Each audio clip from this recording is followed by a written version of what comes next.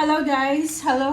This is for Pisces. Welcome dito sa aking channel, Pisces. Alamin natin kung ano ang good luck, good fortune na posibleng darating sa'yo. So, this is general reading. So, good luck, good fortune in terms of money, career, financial, emotional, spiritual, travel, or anything na good luck and good fortune para sa'yo. So, tingnan natin, Pisces.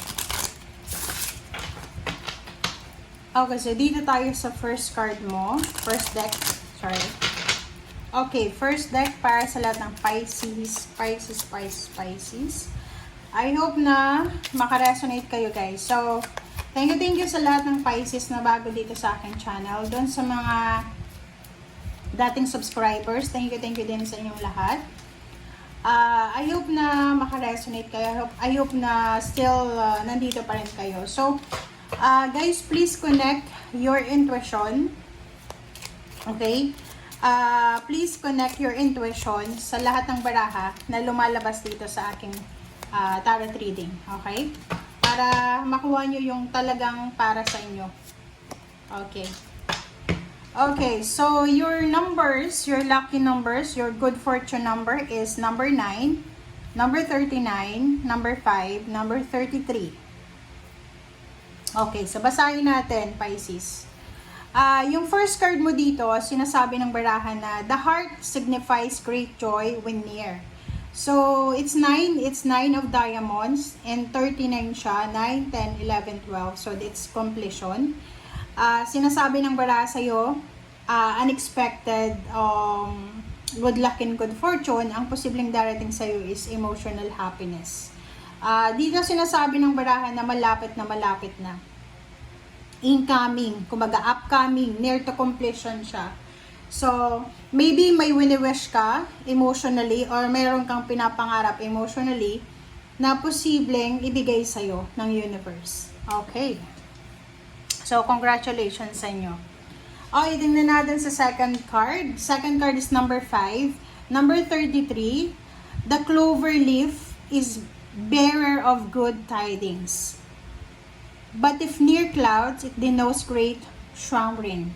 If, however, number 2 does not lie near 29 or 28, wow. So, dito sinasabi ng barahan na yung clover ay depende daw. So, yung swerte, depende yon. So, kung halimbawa, yung unang baraha na lumabas sa'yo ay bearer of good news. So, good news din to. But if yung nauna is bad news yung darating. So, good thing, Pisces, na sinasabi na yung first card mo ay good news siya. So, sinasabi ng barahan na isa sa mga possible na victory and success na makukuha mo, Pisces, is financial growth, financial windfall, or emotional happiness, emotional celebration because of financial or money coming, okay, into your life. Okay, so tingnan natin dito sa second deck tayo. Okay, Pisces, second deck. Second deck para sa lahat ng Pisces. I hope na makapag-resonate kayo dito.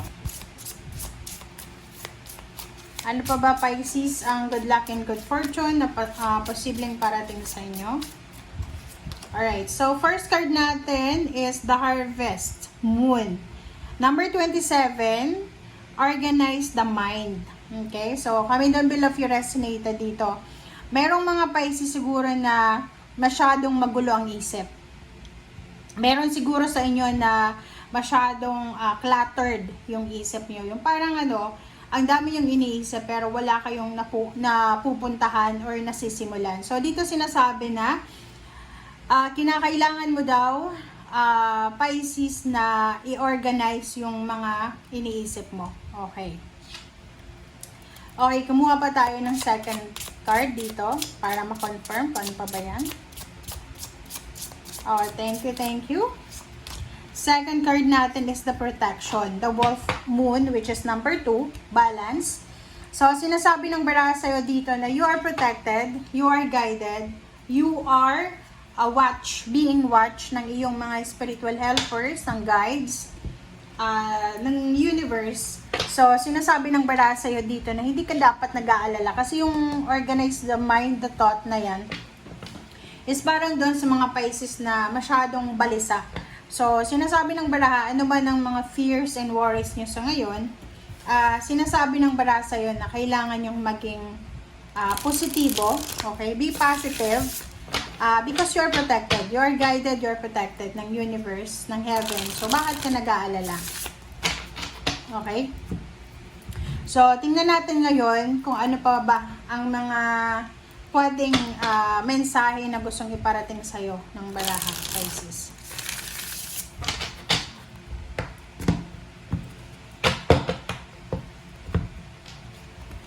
Okay, first card natin is Seven of Pentacles. Second card is High Priestess. Wow. Next card natin is Nine of Cups. So, Nine of Cups and number 39, Nine of Diamonds. So, pareho yung energy nyo. Let's confirm. Five of Swords. And the last card dito is Six of Pentacles. So, Pisces, congratulations sa'yo. Congratulations kasi, ayun na nga, sabi dito, this one is resonated sa dalawang tong nauna. Sinasabi ng barahan na kung ano man daw ito Pisces na trinabaho mo na, ay posibleng darating sa'yo yung harvest. So, yun na nga, sinasabi na there is the great joy na parating or coming sa buhay mo. So, maybe you're waiting for a lump sum, payout, payments, or any financial growth or financial windfall. And dito sinasabi ng barahan na ihanda mo yung sarili mo kasi hinog na siya. So, maybe literal ka na farmer or mayroon kang farm na marami kang tinanim. So, sinasabi ng baraha, ihanda mong sarili mo para sa pag-harvest. Okay? And High Priestess, sinasabi ng baraha sa'yo na manatili tayong makinig sa ating intuition. Like, kung makikita mo dito sa Organize the Mind, sinasabi ng baraha sa'yo, Pisces, na you need to follow your intuition, your instinct. Okay, next card natin is Nine of Cups. Nine of Cups is confirmation from the Nine of Diamonds and the Clover. Sinasabi ng barahan na yun, there's an incoming hope, there's an incoming justice, there's an incoming success, there's an incoming wish fulfillment, there's an incoming victory because of hard work. This is hard-earned success, emotional success because of hard work. And Five of Swords, sinasabi ng barahan na meron ka, Pisces, na mga negative connections. So, like for example, you have friends, family members na sobrang negative na para sa system mo, okay? Na kailangan mong alisin sa buhay mo. Kasi, hindi lahat ng kapamilya, hindi lahat ng kadugo, kailangan mong intindihin, kailangan mong mag-suffer. Alam mo ba na, yung buhay mo dito sa mundo is hindi unlimited. Kumbaga, lahat ng tao dito sa mundo ay may kanya-kanyang timeline, time frame.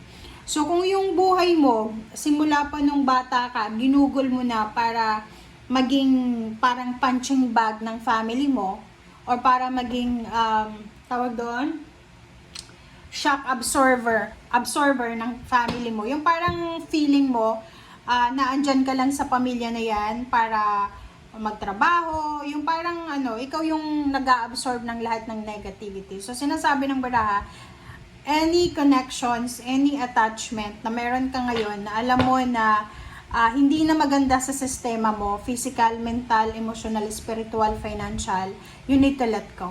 Okay? And Six of Pentacles, sinasabi ng baraha sa'yo dito, Pisces, na yung mga tao na parang halimbawa, yung tingin sa'yo ay parang bangko. Okay? Yung mga tao na like kaibigan, kakilala, katrabaho, kapamilya, na yung parang tingin sa'yo, para kang Six of Pentacles na anytime pwede silang humingi ng tulong sa'yo, anytime pwede silang mangutang, pero hindi sila nagbabayad. Parang ganon. Or anytime pwede nilang tawagan ka, yung parang palagi kang available. So, sinasabi ng bara sa'yo na enough is enough. Kailangan mo na i-organize yung isip mo. Like for example, paulit-ulit kang sinasaktan, paulit-ulit kang nagpapatawad, lalo sa kapamilya, kaibigan, katrabaho, or kakilala. And ang ending, ikaw yung masama. So, you need to quit. You need to stop na. Okay? Okay, next card natin is Two of Wands, Pisces. Page of Wands. Okay, next is Eight of Cups and Death card. O, diba? Transformation, Awakening, and Magician. Sa ilalim mo dito is Knight of Wands. So, Three of Wands. So, maybe you're Pisces single woman or man. Parang ganon. Sinasabi ng baraha, maybe you're waiting for a relationship, waiting for stability.